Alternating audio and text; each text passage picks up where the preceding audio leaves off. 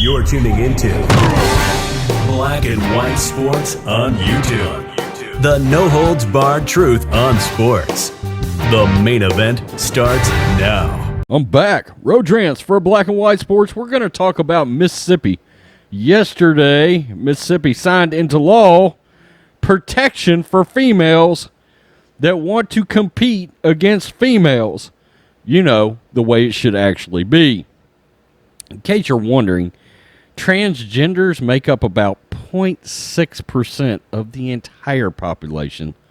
So once again, we've got a president in office right now that is catering to people that make up a very, very, very minute part of the population and wants to forget about the great majority. Let's just be real, okay?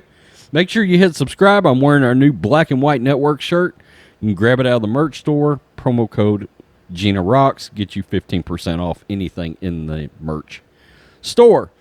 Mississippi bans young transgender athletes from competing on female sports teams. And this is from the ultra woke New York Times.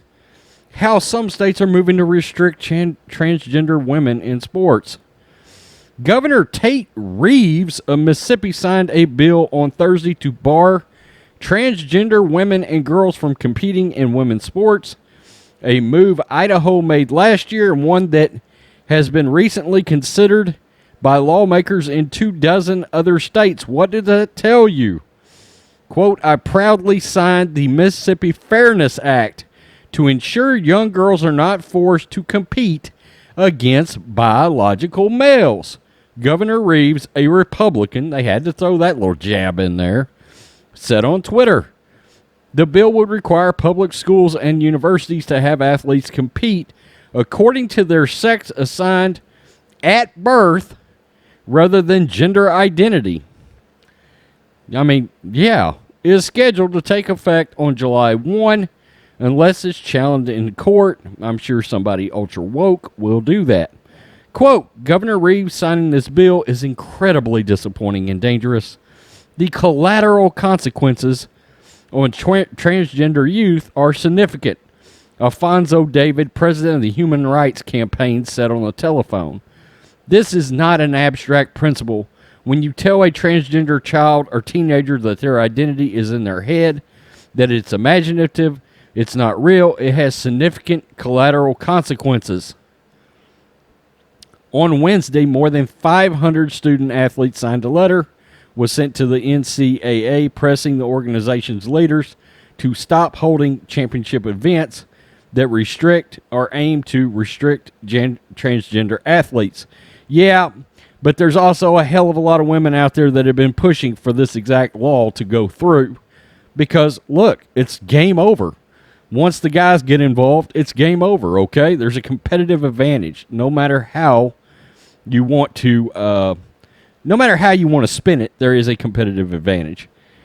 2 women on the track and field team at Washington University in St. Louis drafted the letter with the help of 2 LGBTQ advocacy groups. Of course they did.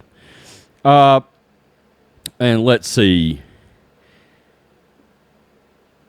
While there is minimal scientific research on transgender athletes, some evidence suggests that transgender women may have a muscle mass advantage even after suppressing testosterone for a year if they went through puberty before starting hormone therapy. Okay?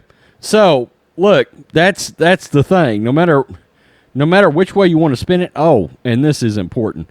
As of Tuesday, 25 states have introduced bills to fight transgender athletes competing against women. And look, the left wants you to think they're all about some women's rights. Except when it comes to transgenders. And I've said this before, the real issue here, frankly, is safety. It's safety and unfair competitive advantage. Look, I'm going to keep it real here. The gentleman on my screen is just that. He's a transgender athlete competing in women's weightlifting, and he shattered a bunch of previously held records, world records. Well, yes, because he was a male forever and then transitioned to female just a couple of 3 years back. He was a grown-ass man, all right? A grown-ass man. And look, I've said before, I don't exactly understand how you can justify as a person getting out there and competing against women when you know you were a man recently, or you're a young man, a boy, a teenage boy. You're getting out there and you're beating women as a man. I'm sorry. That's just, I'm keeping it real. And there's nothing I would get. I can't imagine being satisfied by that, okay, or getting a sense of accomplishment out of that. How is that possible? Dude, you got out there and you beat a woman. And look, the safety issue is simple. Men are stronger, quicker, faster, okay? They got more muscle mass, bigger bone structure, and it's a safety issue. Let's say you're playing on a basketball court, all right? Transgender guy walks out. The tallest girl on your team is 5'11". That's pretty tall for a woman. Guy walks out 6'4", all right? 6'4", 215. He's down in the post. Somebody shoots. He jumps up, grabs a rebound, goes to clear out the box, starts swinging elbows like Patrick Ewing. What do you think's going to happen? A woman is going to get hurt. Okay? Going to get hurt, could get significantly hurt. Can you imagine NCAA boxing? Okay? Let's say there's females that want to box. There's nothing wrong with females wanting to box, but then you would have a male stepping into the ring against a female, and then essentially, let's just keep it real, you've got a man beating on a woman. Look, leftists want to be woke, but whoa, we're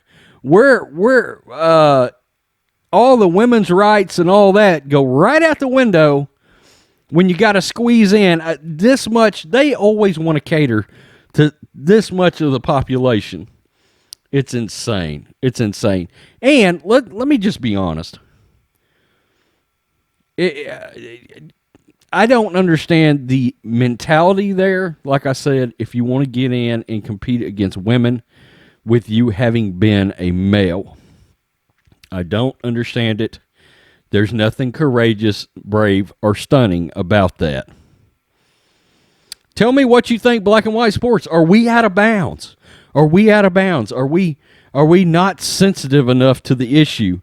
I can tell you, as if I was the father, boyfriend, husband of any of these athletes, and if you're NCAA, you could be married. Okay, there could be people, ladies competing that are 22, 23 years old. I am pushing for not only bills like this to go through, but then I have to start talking to my significant other about not competing anymore because I'm worried about their safety. Plain and simple. Plain and simple. Pretty easy. Peace. I'm out. Till next time. Thanks for watching the show. Be sure to like, comment, and subscribe. Be sure to tune in next time on Black and White Sports.